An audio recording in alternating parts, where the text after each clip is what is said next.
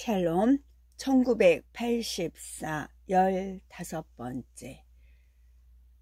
헐벗고 만족스럽지 못한 생활로 인한 불평, 불만은 은밀하게 외부로 방출되거나 입은 증오와 같은 방법으로 깨끗이 씻기고 회의적이고 반항적인 태도를 유발할 수 있는 사색은 어릴 때부터 습득된 내적 훈련에 의해 점차 소멸된다. 이 훈련의 가장 초보적인 첫 단계는 신호로 재중단이라는 것으로서 어린아이에게도 가르치게 된다. 재중단이란 위험한 사고를 하기 직전에 그 생각을 본능처럼 정지할 수 있는 능력을 뜻한다. 또 이것은 어떤 사실을 유추할 수도 없고 논리적인 잘못을 감지하지도 못하는 가운데 영사에 해로운 것이라면 아무리 단순한 견해라도 오해하고 이단적인 방향으로 이끄는 사고는 무조건 무시 또는 반박하는 능력을 말한다.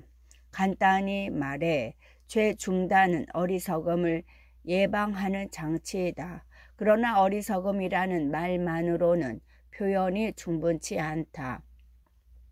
완전한 의미의 정통성은 고개사가 몸을 자유자재로 놀리듯 자신의 사고 과정을 마음대로 조절하는 것이다.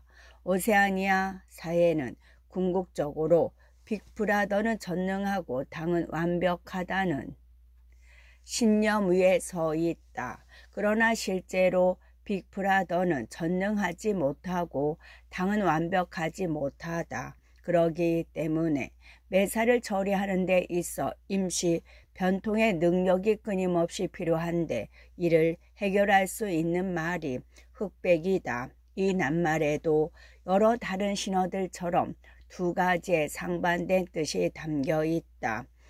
반대편에서 이 낱말을 적용할 때는 명백한 사실인데도 흑을 백이라고 우기는 뻔뻔스러운 기만을 의미한다. 하지만 당원에게 적용될 때는 당의 요구대로 흑을 백이라고 말할 수 있는 충성심을 뜻한다. 그러나 이 말은 더 나아가 흑을 백이라고 믿고 또 흑을 백이로 알며 이전에 이와 반대로 믿었던 사실을 잊어버리는 능력을 의미한다. 이것은 과거에 대한 끊임없는 개조를 요구한다. 그런데 이는 다른 모든 것을 망라하는 신호로 이중사고라는 사고체계에 의해서 가능하다. 과거를 개조하는 이유에는 두 가지가 있다. 그중 하나는 보조적인 것, 다시 말해 예방적인 것이다. 보조적인 이유는 당원에게는 노동자의 경우처럼 비교할 기준이 없기 때문에 현재의 상황을 용이한다는 것이다. 당원들은 외국과 단절시키지 않으면 안 되는 것과 마찬가지로 과거에도 단절시켜야 한다. 왜냐하면 그들로 하여금 선조들로부터 훨씬 유복하며 물질적인 혜택도 평균적으로 향상되어 있다고 믿도록 해야 하기 때문이다. 하지만 과거를 개조하고 조정하는 보다 더 중요한 이유는 당의 완벽함에 대한 안전장치가 필요하기 때문이다. 당원들에게 당의 애원이 언제나 옳다는 것을 보여줘야 하는데 그러기 위해서는 모든 종류의 연설과 통계와 기록을 끊임없이 현재에 맞춰 수정해야 한다. 그런데 강령이나 정치 노선은 절대로 변화시킬 수 없다. 왜냐하면 마음을 바꾼다거나 정책을 수정한다는 것은 자신의 나약함을 고백하는 것이나 다름없기 때문이다. 가령 유라시아나 이스트 아시아가 현재의 적이라면 둘 중 어느 나라든 관계없다. 그 나라는 언제나 적으로 존재해야 한다. 하나의 사실도 필요하면 개조되어야 한다. 이렇게 역사는 끊임없이 다시 기록된다.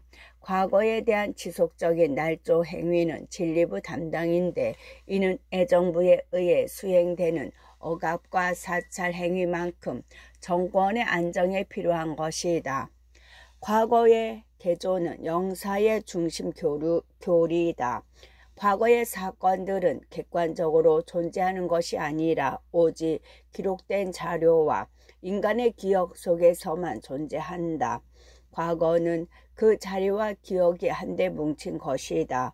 그리고 당은 그 모든 자료와 당원의 마음속까지 완전히 통제하고 있기 때문에 과거는 당이 마음대로 만들 수 있는 것이다. 그런데 과거를 변경시킨다고 해서 특별한 예외의 경우를 인정하는 것은 결코 아니다. 어떤 순간에 필요한 형태로 과거를 재창조했을 때 바로 이 새로운 것이 과거이고 다른 과거는 있을 수 없기 때문이다. 1년 중 동일한 사건이 몇 차례나 수정되는 것은 흔히 있는 일이다. 언제나 당은 절대적인 진리를 소유하고 있고 절대 진리는 현재의 그것과 결코 다를 수 없는 것이다. 과거에 대한 통제는 무엇보다 기억의 훈련에 달려있다. 기록된 모든 자료가 당시의 정통성과 일치한다는 것을 확인하는 것은 단순한 기계적 행동이다. 과거의 사건들이 바람직한 양상으로 일어난 것은 수정한 탓이라는 사실을 기억해 둘 필요가 있다. 이처럼 기억을 다시 정리하거나 기록된 자료를 허위로 변경했다면 그 다음에는 그렇게 했다는 사실을 잊어야 한다. 이런 기술은 다른 정신적 훈련처럼 습득될 수 있는 것이다. 대부분의 당원과 정통적이며 지적인 사람들이 이것을 배우고 있다. 구어로는 이를 고지곧대로 현실 통제라 하고 신어로는 이중사고라고 한다. 이중사고란 말은 이 외에도 다른 여러 가지 뜻을 내포하고 있는데 우선 이것은 한 사람이 두 가지 상반된 신념을 동시에 가지며 그 두 가지 신념을 모두 받아들일 수 있는 능력을 의미한다. 당의 지식층은 자신들의 기억을 어떤 방향으로 변화시켜야 할지 알고 있다. 따라서 그들은 현실을 농락하고 있다는 것도 알고 있다. 그러나 그들은 또한 이중사고의 훈련에 의해서 현실은 침해받지 않았다고 생각하며 만족해한다. 그런데 이런 과정은 의식적이어야 한다. 그렇지 않으면 정확하게 수행될 수 없다. 그런데 또한 이런 과정은 무의식적이어야 한다. 그렇지 않으면 날조한다는 느낌이 들게 되고 그로 인해 죄의식을 느끼게 되기 때문이다. 당의 본질적인 행위는 완전히 정직하게 수행된다는 확고부동한 신념을 가지고 있는 가운데 의식적인 기반을 감수하며 행해져야 한다. 그러기 때문에 이중사고는 영사의 책임이다. 의도적으로 거짓말을 하면서 그 거짓말을 진실로 믿고 불필요해진 사실은 잊어버리다가 그것이 다시 필요해졌을 때 망각 속에서 다시 끄집어내며 객관적인 현실을 부정하는 한편으로 언제나 부정해버린 현실을 고려하는 일들이 절대적으로 필요하다. 이중사고란 말을 사용할 때에도 이중사고를 해야 한다. 이 말을 사용하면 현실을 왜곡했다는 것을 인정하는 것이고 여기에서 다시 이중사고를 하면 바로 인정한 것을 지워버리는 것으로 무한한 거짓말이 진실보다 언제나 한 걸음 앞서기 때문이다. 궁극적으로 당이 역사의 흐름을 막을 수 있었던 것은 이중사고에 의해서였는데 이것은 앞으로도 수천 년 동안 계속될지도 모른다. 과거의 모든 과도 정치 체제는 지나치게 경직되었거나 연약했기 때문에 권력 밖으로 밀려났다.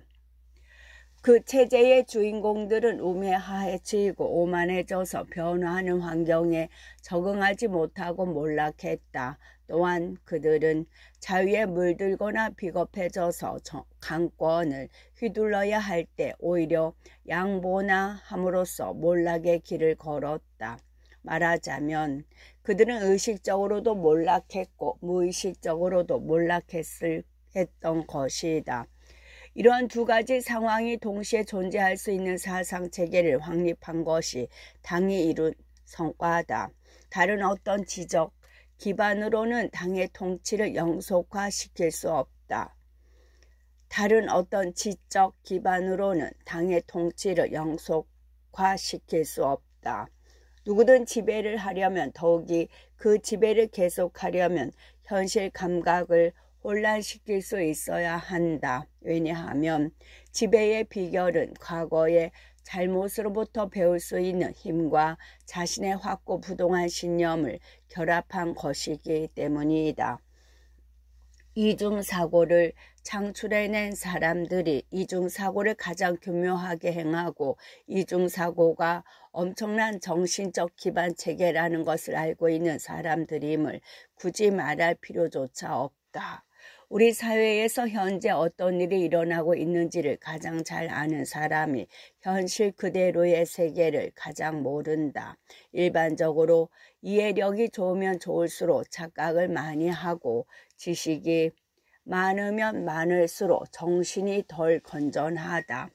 이를 뒷받침할 만한 증거는 사회적 주의가 높을수록 전쟁에 대한 열망이 높다는 사실에서 찾아볼 수 있다.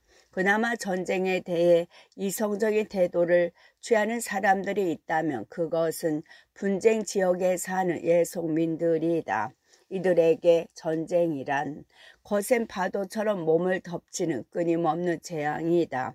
어느 편이 이기는지는 관심 밖의 일이다. 이들은 통치자가 바뀌어도 전과 똑같은 취급을 받으며 새 주인을 위해 전과 같은 일을 하게 되리라는 것을 잘 알고 있다. 이들보다 조금 더 나은 대접을 받는 소위 풀로로 불리는 사람들은 그저 어쩌다가 가끔씩 전쟁을 의식할 뿐이다. 이들은 필요할 때면 광적인 공포와 증오에 휩싸여 흥분하기도 하지만 혼자 있게 되면 전쟁이 일어나고 있다는 사실마저 까맣게 잊어버린다. 진정으로 전쟁에 대한 열망에 젖어 사는 사람들은 당원의 지위에 있는 사람들, 특히 내부 당원들이다. 세계 정복은 그것이 불가능하다는 것을 아는 사람들에 의해 더욱 가능성이 있는 것으로 믿어지고 있다. 이렇게 상반된 개념을 결합하는 것이 무지와 지식, 내송, 냉소와 열광 같은 이 오세아니아 사회의 가장 뚜렷한 특징 중 하나다.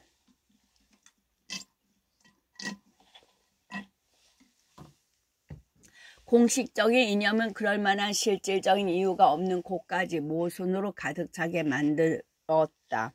당은 사회주의 운동가들이 원래 주장했던 모든 원칙들을 비방하고 배척했는데 바로 그런 행위를 사회주의란 이름으로 행했다.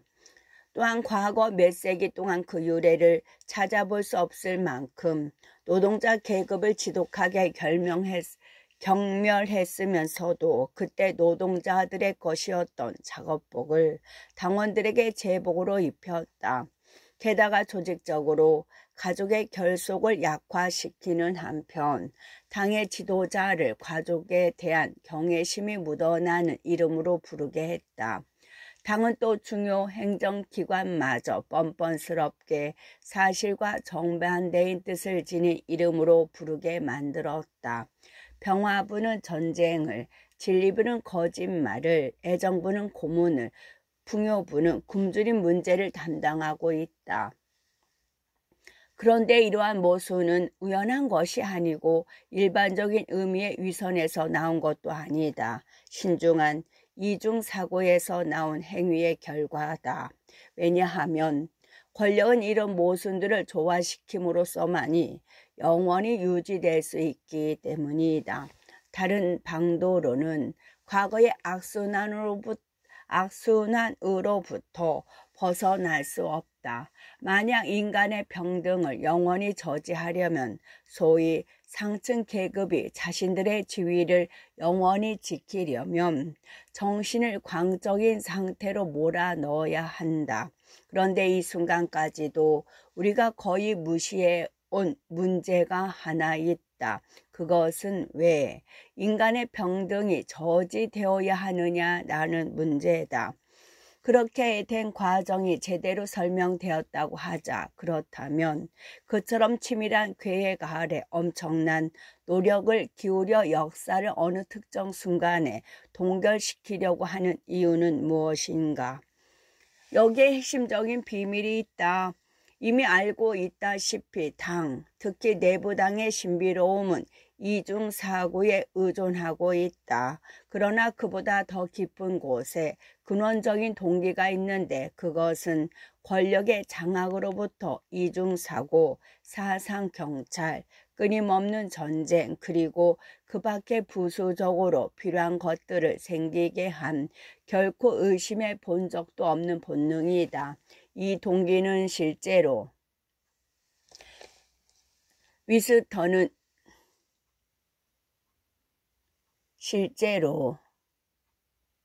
위스턴은 주위가 갑자기 조용하다고 생각했다. 줄리아가 아까부터 가만히 있는 것 같았다. 그녀는 허리 위로 검은 머리카락이 그녀의 눈 위로 흘러내려져 있었다. 그녀는 가슴이 천천히 규칙적으로 오르내렸다. 줄리아, 대답이 없었다. 줄리아 깬 거야? 대답이 없었다. 그녀는 자고 있었다. 그는 책을 덮어 바닥에 조심스레 내려놓았다. 그러고는 그는 아직 궁극적인 비밀을 알아내지 못했다고 생각했다. 방법은 이해했지만 이유는 이해하지 못했다. 제3장처럼 제1장도 사실상 그가 이미 알고 있는 내용들이었다. 그런 것들을 단순히 체계화한 것일 뿐이었다. 그런데 그는 책을 읽고 나서 자신이 미치지 않았다는 것을 전보다 더 확실히 깨달았다. 소수파에 속해 있다고 해서 아니 단 혼자뿐이라 해서 미친 사람이라고 할 수는 없다.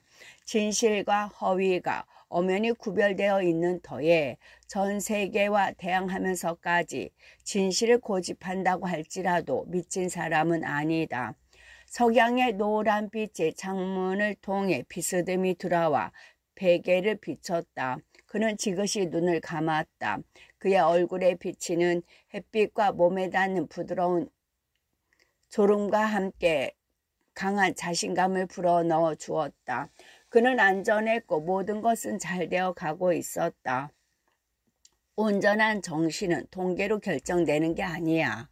그는 말 속에 심오한 진리라도 숨어있는 듯 의미심장하게 중얼거렸다. 그러고는 이내 잠들었다.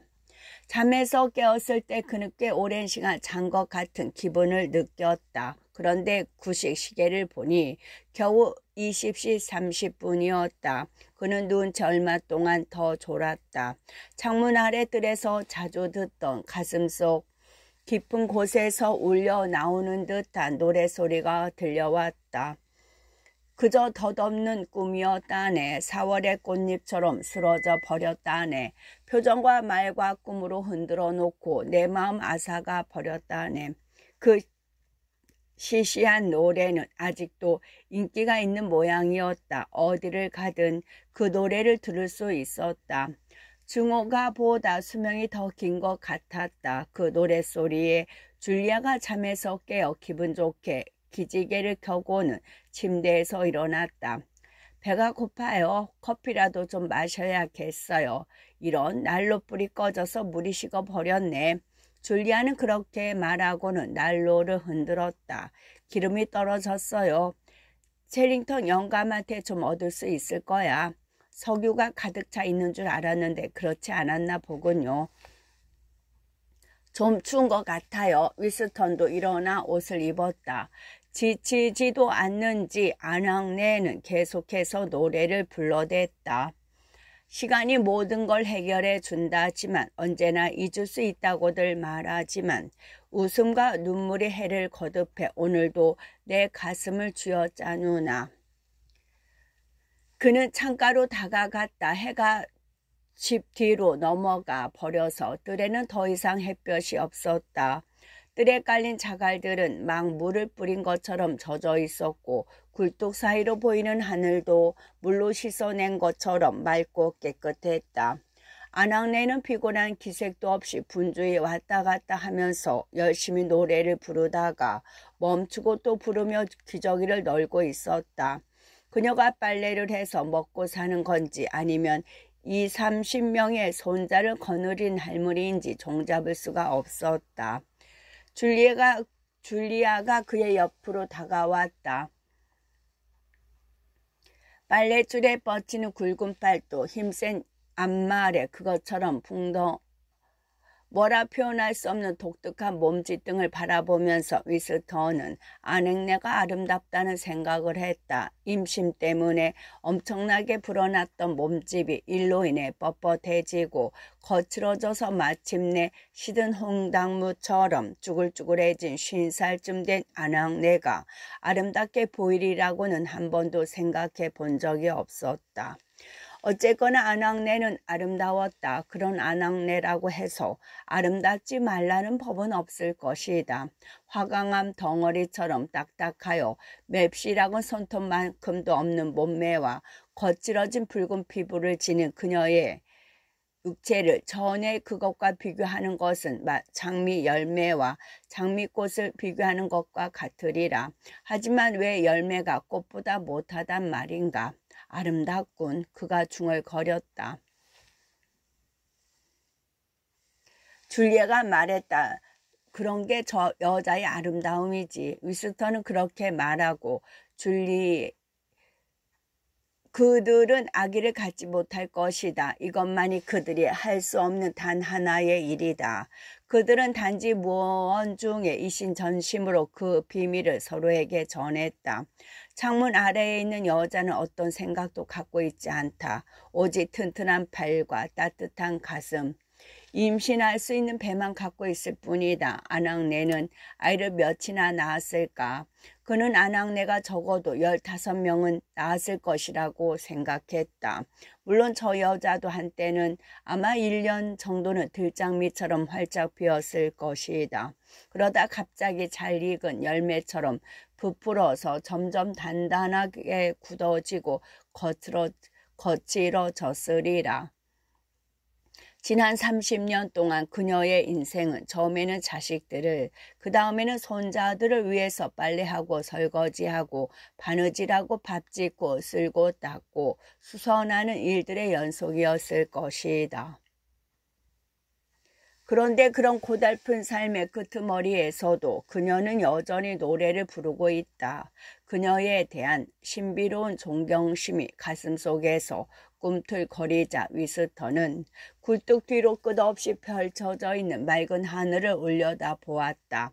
여기는 물론 유라시아나 이스트 아시아에 사는 사람들에게도 하늘은 똑같을 것이라 고 생각하자 기분이 야릇했다.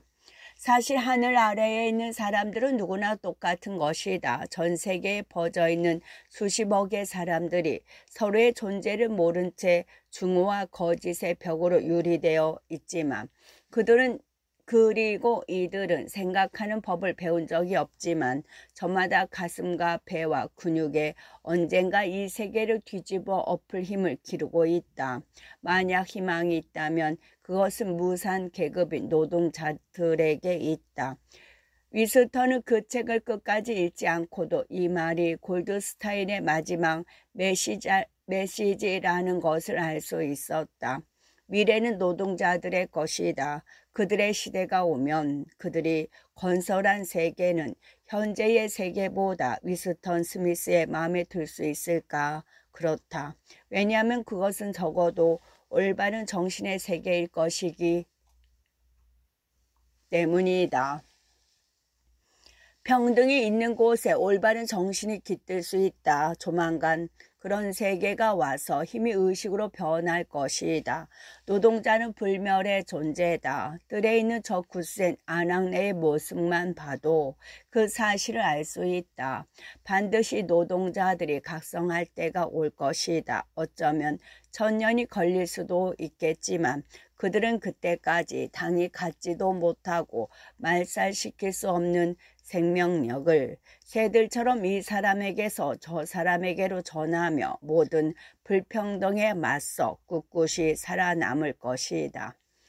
기억해, 우리가 처음 만났던 날 나뭇가지에 앉아서 우리를 보고 노래를 불렀던 개똥치바귀, 그가 말했다. 기억나요? 하지만 그새는 우리를 보고 노래 부른 게 아니에요. 저 혼자 좋아서 노래한 것뿐이죠. 아니, 그것도 아니에요. 그냥 아무 생각 없이 부른 걸 거예요. 줄리아가 말했다. 새는 노래 부른다. 노동자도 노래 부른다. 그러나 당은 노래를 부르지 않는다.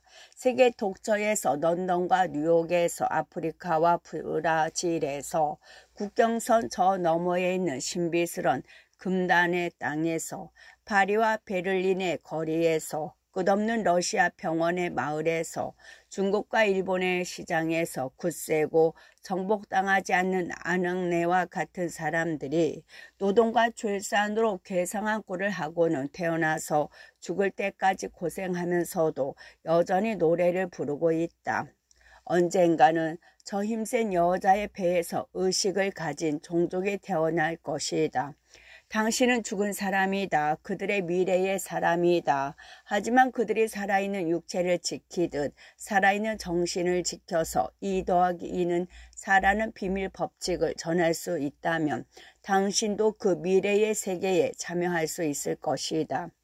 우리는 죽은 사람이야. 위스턴이 말했다. 우리는 죽은 사람이에요. 줄리아도 따라했다. 너희는 죽은 사람이다. 그들 뒤에서 금속성의 음성이 들렸다. 둘은 황급히 떨어졌다. 위스터는 뱃속이 얼음장처럼 차가워지는 것을 느꼈다. 줄리아는 눈동자가 풀리고 얼굴이 샛노래졌다. 그녀의 두 뺨에 남아있는 연지 자국이 마치 그 아래에 있는 피부에서 분리되듯 선명하게 보였다. 너희는 죽은 사람이다. 금속성의 목소리가 되풀이했다. 저 그림 뒤에요. 줄리아가 속삭였다. 그 자리에 꼼짝 말고 있어라. 명령을 내릴 때까지 움직이지 마라. 그 목소리가 말했다. 올 것이 왔다. 드디어 오고야 말았다. 그들은 서로의 눈을 바라보며 꼼짝 않고 서 있었다. 늦기 전에 집을 빠져나가 도망친다면. 하지만 둘은 그런 생각조차 할 수 없었다. 벽으로부터 나오는 금속성의 목소리에 불복종한다는 것은 상상조차 할 수 없는 일이었다. 고리가 빠지는 듯한 소리가 나더니 이어서 유리가 깨지는 소리가 요란하게 났다. 그림이 마룻바닥에 떨어지면서 그 뒤에 있던 텔레스크린이 나타났다. 이제 우리가 보이겠군요. 줄리아가 말했다. 이제 너희가 보인다. 방 가운데로 나와서 등에 맞대고 서라. 손을 머리 위로 올려 서로의 몸에 닿지 않도록 해. 두 사람은 그 목소리의 명령대로 몸이 닿지 않도록 약간 떨어졌다. 그럼에도 위스터는 줄리아의 몸이 떨리고 있음을 느낄 수 있었다. 아니 어쩌면 그 자신의 몸이 떨리고 있는 것인지도 모른다. 그는 이를 악물었다. 하지만 무릎이 떨리는 것은 어쩔 수 없었다. 집 안팎으로 요란한 구두 소리가 들렸다. 뜰에 사람들이 가득 차 있는 것 같았다. 자갈 위로 무언가 끌리는 소리가 났다. 아낙네의 노래소리가 뚝 그쳤다. 발로 걷어차인 듯해야 굴러가는 소리가 길게 났다. 그리고 이에 화가 난 것 같은 날카로운 소리가 고막을 찌르니 금세 고통스러운 신음으로 바뀌었다가 그쳐버렸다. 집이 포위됐어. 위스턴이 말했다. 집이 포위되었다. 그 소리가 말했다. 이제 그만 작별 인사를 하는 게 좋겠어요. 줄리아가 이를 악물고는 말했다. 이제 그만 작별 인사를 해. 그 목소리가 말했다. 그리고 이어서 위스턴이 전에 들어본 것 같은 그러나 앞의 것과 전혀 다른 가늘고 점잖은 목소리가 들렸다. 아무튼 그 이야기는 이렇지. 그대 침실을 밝힌 촛불이 오네. 그대 목을 댕공 차를 도끼가 오네. 무언가 떨어질 때 위스턴 등 뒤에 침대에서 요란한 소리가 났다. 사다리 끝이 창문을 뚫고 들어와 장사를 부쉈다. 누군가 창문으로 올라오고 있었다. 계단을 올라오는 발소리도 들렸다. 순식간에 방은 검은 제복을 입은 건장한 남자들로 가득 찼다. 그들은 하나같이 징박은 구두를 신은 데다 손에 곤봉을 들고 있었다. 위스턴은 더 이상 떨지 않았다. 게다가 눈동자조차 움직이지 않았다. 그는 속으로 꼼짝도 말아야지. 그들에게 한 대 칠 구실을 주지 말아야지 하고 스스로에게 말했다. 턱이 권투 선수처럼 둥글고 입이 가늘게 째진 사내가 곤봉을 엄지와 검지 사이에 끼고 무언가 생각하는 듯한 표정으로 그의 앞에 멈춰섰다. 위스턴은 그의 눈을 쳐다보았다. 두 손을 머리 위로 올려 맞잡고 얼굴과 몸을 모두 드러내놓고 있기 때문에 마치 벌거벗은 몸을 보이는 것 같아 참을 수가 없었다. 사내는 허연 혀끝을 내밀어 입술을 핥더니 그대로 지나갔다. 또다시 요란한 소리가 들렸다. 누군가가 책상 위에 있는 유리 문진을 집어 난로 받침돌에 던져 산산조각을 냈다. 설탕으로 만든 과자의 장미꽃 봉오리 같은 분홍색의 작은 산호 무늬 조각이 매트 위로 굴렀다. 무척 작군 하고 위스턴은 생각했다. 뒤에서 헐떡거리는 숨소리와 함께 쿵쿵거리는 발소리가 나더니 누군가 그의 발목을 세게 걷어찼다. 그는 하마터면 넘어질 뻔했다. 한 사내가 줄리아의 관자놀이를 주먹으로 후려쳤다. 그녀는 접는 자처럼 몸을 앞으로 숙이더니 숨을 몰아쉬며 바닥에 쓰러졌다. 위스턴은 고개를 조금도 돌릴 수 없었지만 허헉거리는 그녀의 창백한 얼굴을 볼 수는 있었다. 그 공포 속에서도 그는 그녀가 당하는 만큼은 아니겠지만 그래도 극심한 고통을 느꼈다. 그는 무엇보다도 먼저 숨을 제대로 쉬지 못해 아픔조차 느끼지 못하고 있을 그녀의 고통이 어떠하리라는 것을 알고 있었다. 이윽고 두 사내가 그녀의 무릎과 어깨를 잡고 들어 올리더니 방을 나갔다. 위스턴은 축 늘어진 그녀의 얼굴을 힐끗 쳐다보았다. 그녀는 노랗게 변한 일그러진 얼굴로 눈을 꼭 감고 있었는데 양쪽 뺨에는 연지 얼룩이 그대로 남아 있었다. 이것이 그가 그녀를 마지막으로 본 모습이었다. 그는 죽은 듯이 꼼짝 않고 서 있었다. 아직은 아무도 그를 때리지 않았다. 자질구레한 생각들이 그의 머릿속에 제멋대로 떠올랐다가 쓰러져 버리곤 했다. 체링턴 씨도 체포되었는지 뜰에 있던 안악내는 어떻게 되었는지 궁금했다. 몹시 오줌이 마려웠다. 불과 2시간 전에 화장실에 다녀왔는데 웬일일까. 벽난로 위의 시계가 9시, 그러니까 21시를 가리키고 있는 것이 언뜻 보였다. 그런데 아직도 햇볕이 강렬했다. 낮이 긴 8월의 저녁이라면 21시면 어두워야 하지 않는가. 그는 자기와 줄리아가 시간을 잘못 알고 있었던 게 아닌가 하고 생각했다. 둘 다 시계가 한 바퀴 돌도록 잠을 자서 실제로는 다음날 아침 8시 30분인 것을 20시 30분으로 착각하지 않았나 싶었다. 그러나 그는 더 이상 생각하지 않았다. 쓸데없는 일이기 때문이었다. 복도에서 다시 가벼운 발소리가 났다. 첼링턴 씨가 방으로 들어왔다. 검은 제복을 입은 사내들의 태도가 갑자기 점잖아졌다. 첼링턴 씨의 얼굴이 어딘가 변한 것 같았다. 그의 시선이 유리 문진의 파편으로 향했다. 저 유리 조각들을 주어. 그가 날카롭게 말했다. 한 사내가 유리 조각을 줍기 위해 몸을 굽혔다. 런던 토박이 사투리가 사라졌다. 위스턴은 문득 그 목소리가 조금 전 텔레스크린에서 들었던 목소리라는 것을 깨달았다. 첼링턴 씨는 여전히 그 낡은 벨벳 조끼를 입고 있었지만 하얗던 머리카락이 어느새 검은색으로 바뀌어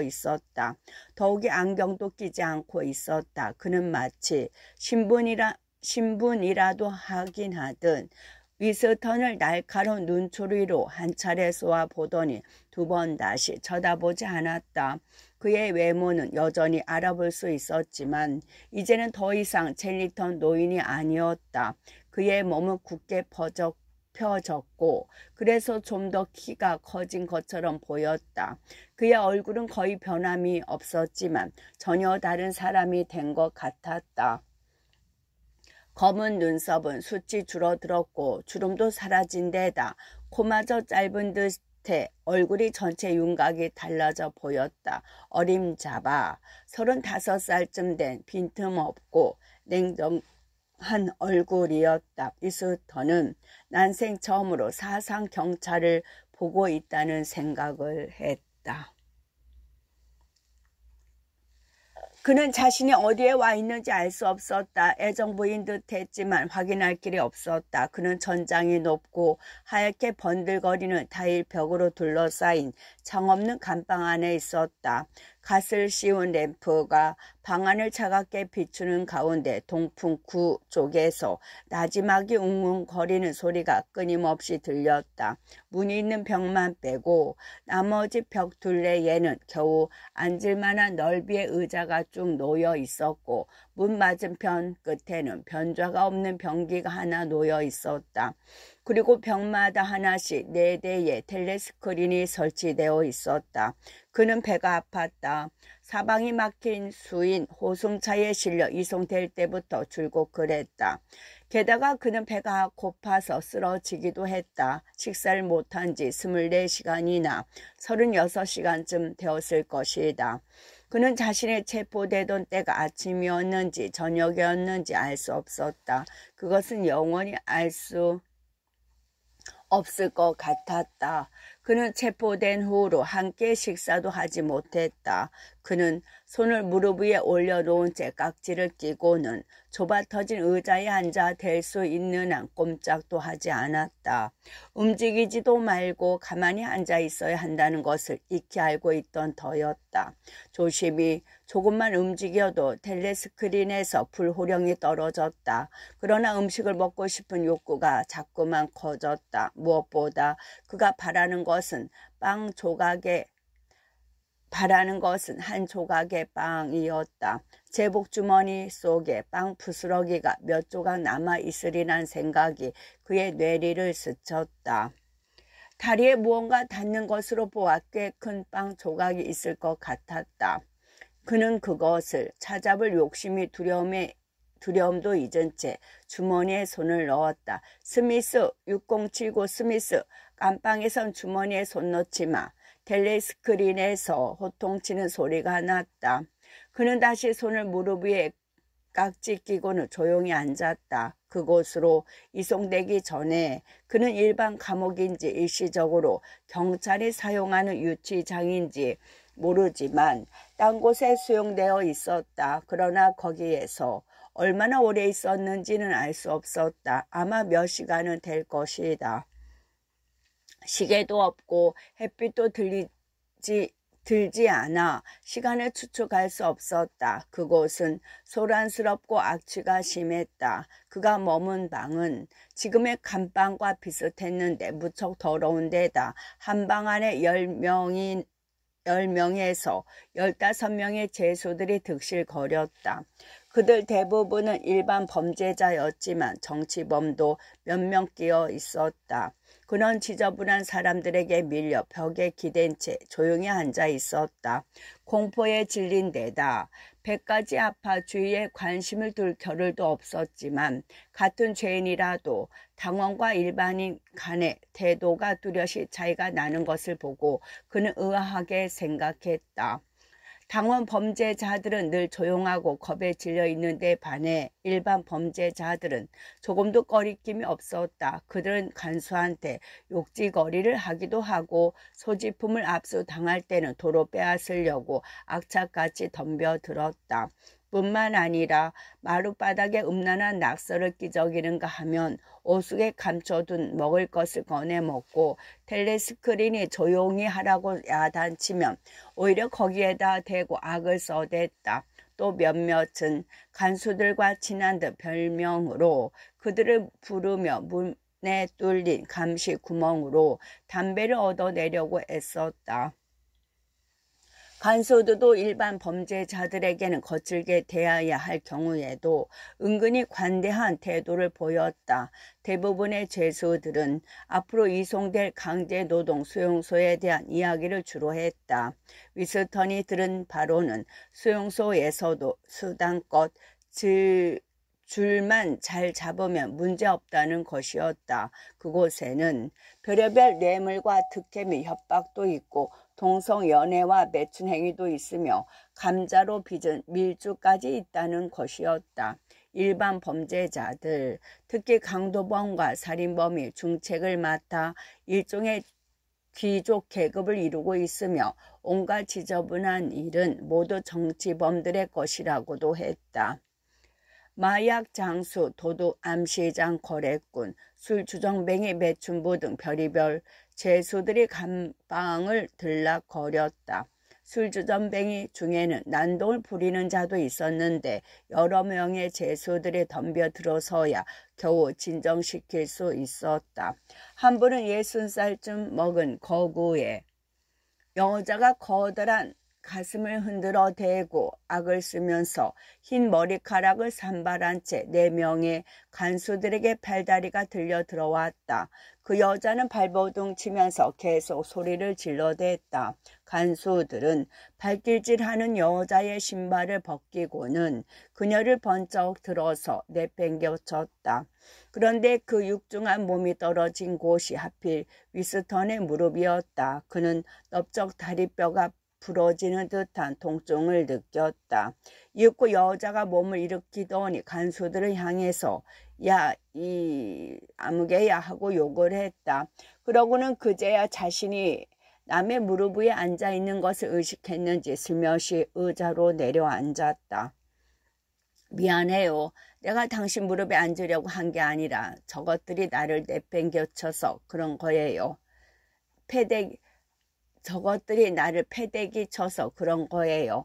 저놈들은 여자를 대하는 태도가 영 틀렸어요. 안 그래요? 여자는 잠시 말을 멈추고 가슴을 두드리더니 트림을 했다. 용서해요. 내가 일부러 그런 건 절대 아니니까요. 그녀는 몸을 앞으로 굽히고 바닥에 잔뜩 토했다. 이제야 좀 살 것 같네. 죽는 줄 알았는데 토해내니까 뱃속이 시원하군. 여자가 눈을 지그시 감고 몸을 뒤로 젖히면서 말했다. 그러고는 정신이 든 듯 위스턴에게 다시 얼굴을 돌렸다. 그녀가 커다란 팔로 어깨를 끌어안아 당기는 바람에 위스턴은 움찔했다. 그녀의 입에서 술 냄새와 썩은 음식물 냄새가 풍겼다. 이름이 뭐요? 그녀가 물었다. 스미스입니다. 위스턴이 대답했다. 스미스 우습군. 내 이름도 스미스인데 내가 당신 어머니일지도 모르겠네. 그럴지도 모른다고 위스턴은 생각했다. 나이도 몸짓도 비슷했다. 강제노동 수용소에서 20년을 보내고 나면 사람은 얼마든지 변할 수도 있는 것이다. 여자 외에 위스턴에게 말을 붙이는 사람은 없었다. 일반 범죄자들은 놀랄 정도로 정치범들을 무시했다. 그들은 관심이 없다는 듯 경멸하는 투로 정치범들을 정범이라고 불렀다. 정치범들은 누구에게나 말 걸기를 두려워했는데 특히 자기들끼리 이야기하는 것을 더 두려워했다. 위스턴은 딱 한 번 두 여자 당원들이 의자에 바짝 붙어 앉아서 주위의 소란을 틈타 급하게 두서너 마디 속삭이는 소리를 엿들었다. 두 여자는 101호실에 대한 이야기를 했는데 그것이 무엇을 의미하는지 그는 이해할 수 없었다. 그가 감방에 갇힌 지 2시간이 지났다. 복통은 좀처럼 가라앉지 않았다. 통증이 덜했다 더했다 하는 정도에 따라 그의 생각도 많아졌다 적어졌다 했다. 고통이 심해지면 아픔과 먹을 것 외에는 생각나는 게 없었고 좀 나아지면 공포가 그를 사로잡았다. 앞으로 닥쳐올 일들을 생각하면 가슴이 뛰고 숨이 막힐 것 같았다. 마치 곤봉으로 팔꿈치를 얻어맞고 징박힌 구두로 정강이 이를 걷어차인 듯한 기분이었다. 그는 바닥을 엉금엉금 기어 다니면서 부러진 이 사이로 살려달라고 비명을 지르는 자신을 보는 것 같았다. 줄리아 생각은 거의 할 수 없었다. 그녀에 대한 생각에 집중하려고 해도 마음대로 되지 않았다. 그는 그녀를 사랑해 온 만큼 앞으로 배신하지 않을 것이다. 하지만 그것은 수학 공식처럼 하나의 사실일 뿐이다. 그는 그녀에 대한 사랑을 느낄 수 없었다. 게다가 그녀에게 무슨 일이 생겼는지 거의 궁금하지도 않았다. 그는 이따금씩 한가닥 희망을 걸고 오브라이언을 생각하곤 했다. 오브라이언은 위스턴이 잡혔다는 것을 알고 있을 것이다. 그는 형제의 단은 결코 그 단원을 구하려 하지 않는다고 말했다. 그러나 면도날이 있다. 어쩌면 면도날을 보내줄지도 모른다. 간수들이 감방으로 뛰어오기까지 5초의 여유는 있을 것이다. 면도날이 짜릿하게 몸을 베는 듯한 면도날을 든 손가락의 뼈마디까지 잘리는 듯한 기분이 들었다.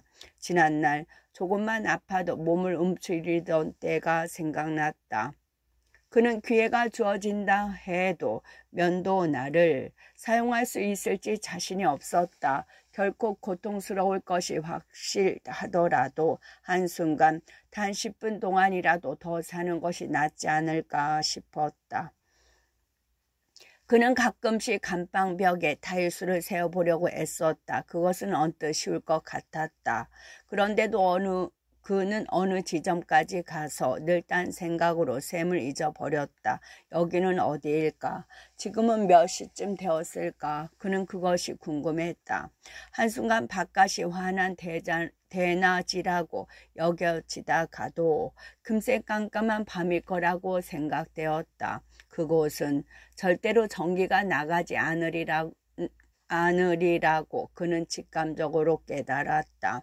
어둠이 없는 곳이었다. 그는 그제야 오브라이언의 그 암시를 알 것 같았다.